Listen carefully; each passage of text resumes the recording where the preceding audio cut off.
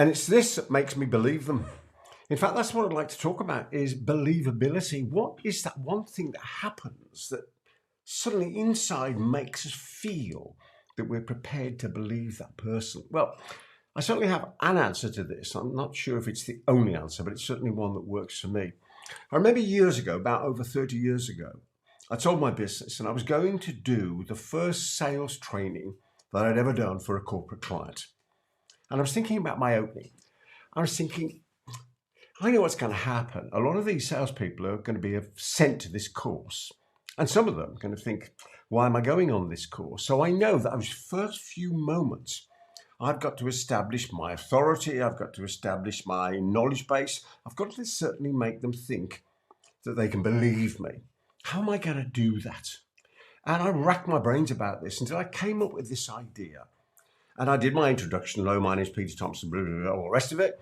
And then I said this one thing. And I said, before we get going, there's one thing I have to tell you. And it's this. I don't have all the answers.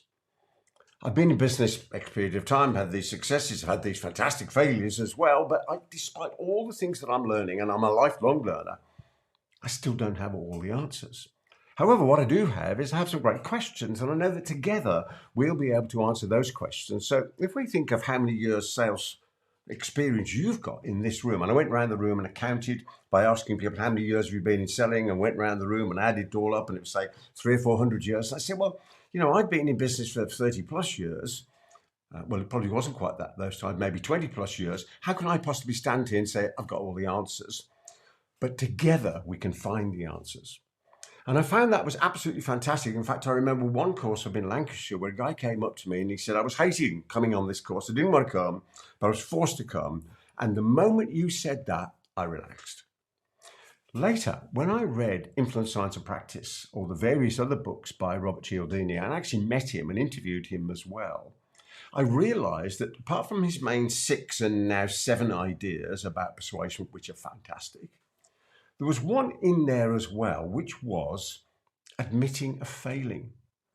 And I realized, because this was after I designed my opening, that that's exactly what I was doing. Now, I wasn't admitting a failure, although that can probably work. I was admitting a failing. And I found this. It's when we tell people what we can't do, before we tell them what we can do, then we become far more believable. Now, it can't be a technique. It can't be an underhand way of doing this. It's got to be integrity laden, hasn't it? But if there's something that we can't do, or something that's a failing that we're able to talk about first, I think that is a major way in people believing us. I was going to say persuading them to believe us. I didn't want to say it in that way because I don't mean it in that way. It wasn't meant in a calculated way. It was meant in a considered way. But it wasn't meant with any underhand intent. There was no manipulative intent in there.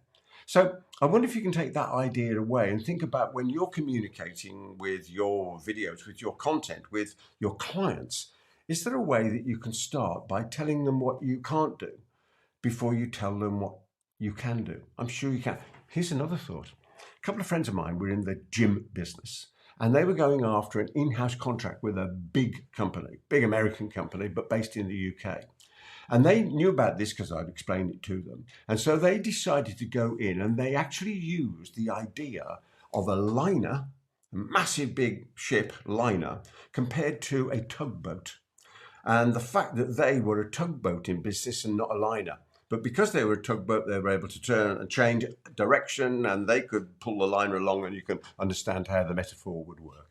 Anyway, I hope you've enjoyed that. I've certainly enjoyed sharing that with you, and I wish you every success in all your adventures in life. Until the next one, there's plenty more of these about. I'll see you soon. Goodbye for now.